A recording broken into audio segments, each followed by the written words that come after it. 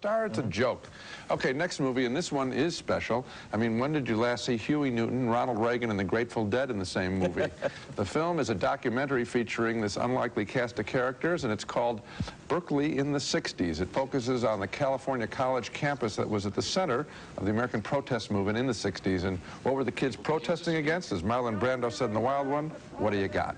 The protests at the University of California's Berkeley campus really took off when the school bosses banned students from distributing political literature at tables in front of campus halls. A sit-in developed when the police came to remove the protesting students. Well, it wasn't the first time that I had been threatened with arrest. Two policemen took me under the arms. I went limp. They dragged me into the police car. And before I got into the police car, it was surrounded with people.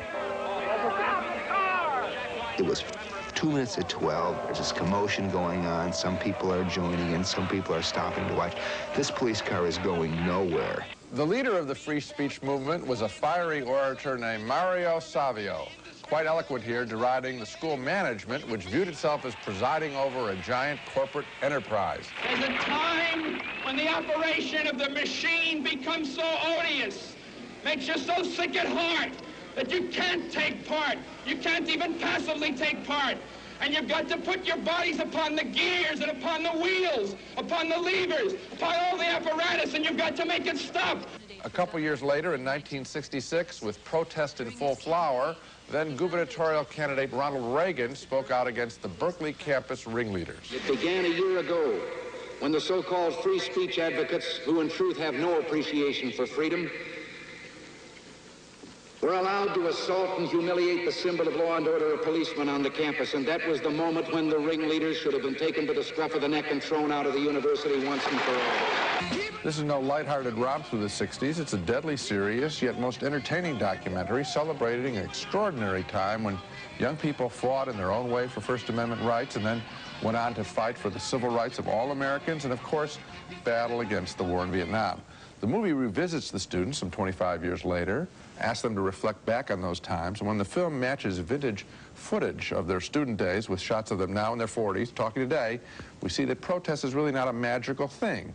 It's an individual taking a risk, standing up when he or she is morally offended.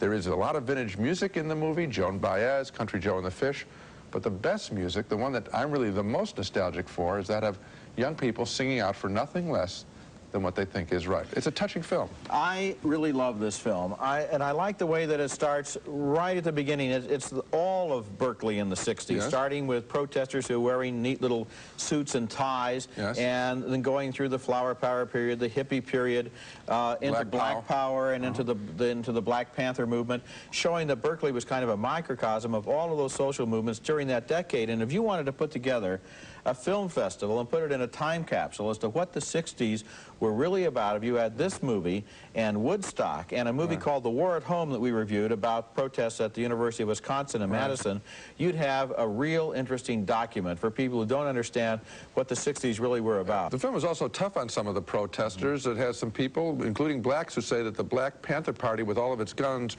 really polarized the movement there and disaffected a lot of people. And I like that aspect of the film, too. One of the most surprising things is that they all seem to agree that the Black Panther Party was basically just a media event. I thought that was interesting. Angelica Houston and John Q.